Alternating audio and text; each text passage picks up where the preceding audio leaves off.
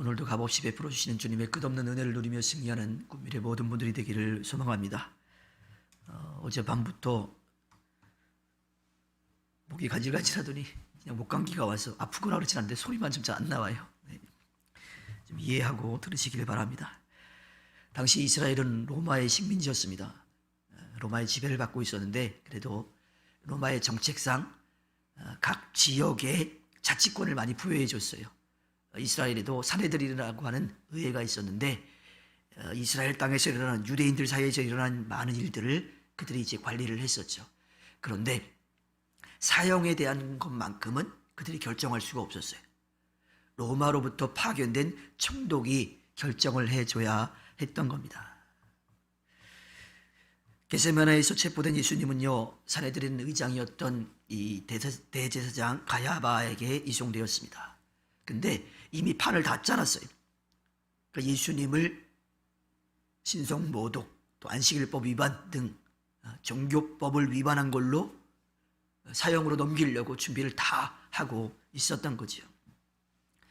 베드로는 몰래 예수님을 따라가서 그 대제사장 가야바의 집들까지도 들어가 있었습니다. 판을 다 짜놓은 이 산헤드린 공의의 사람들은요, 예수님이 그 법을 위반했다라고 하는, 율법을 위반했다라고 하는 것을 증언하기 위해서 거짓 증인들을 세웠는데 뭐 제대로 된 증언들이 하나도 없어요. 그러는 과정 가운데 가야바가 직접 물어보죠. 그대가 하나님의 아들 그리스도요? 라고 묻습니다.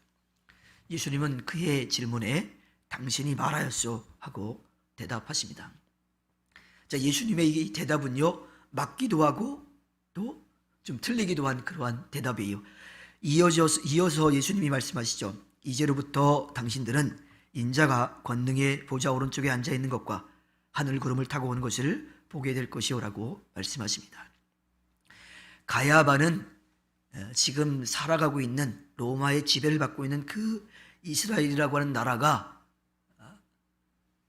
새로운 왕이 세워져서 독립할 거라고 하는 그런 믿음을 가지고 있었는데, 그렇게 세워질 왕이냐라고 물어봤는데 예수님은 그 이스라엘만의 왕이 아니라 온 인류를 구원할 왕이라고 하는 것을 그렇게 말씀하신 거지요.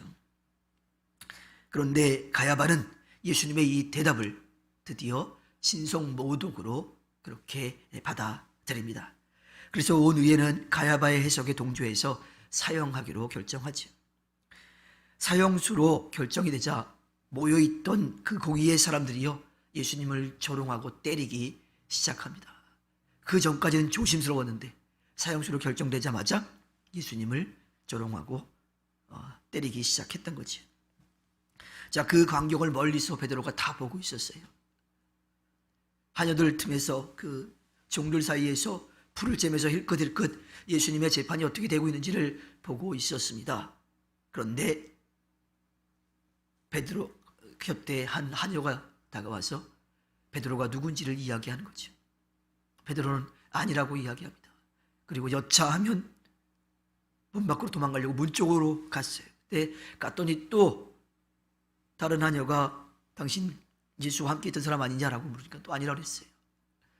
그러고 나서 많은 사람들이 또 몰려와서 당신 예수와 함께 있던 사람이다. 당신 말투를 들어보니 갈릴리 사람이네, 맞네 하고 이야기하니까 예수님을 저주하고 부인하지요. 그리고 그때 닭이 울었고 예수님이 자신에게 했던 그 말이 떠올라서 나가서 슬피 울었다라고 합니다. 오늘 말씀 가운데 이 대제사장이 서 있는 그 재판장에 예수님이 서 계십니다. 예수님은 자신의 죄를 고발하는 사람들에게 아무런 변명도 하지 않으십니다. 변명한다고 그 문제가 해결될 것도 아니고요, 예수님이 변명해서 거기를 순간 벗어날 일도 아니에요. 당신이 걸어가야 될, 지고 가야 될 십자가가 있기에 그 길을 걸어가시기 위해서 거기에 계셨던 겁니다. 예수님은 자신의 정체를 키운 대제사장의 질문에 그것이 맞다라고 이야기하십니다. 그러니까 자신의 정체성을 그 공의의 사람들에게 분명하게 밝히신 거지요.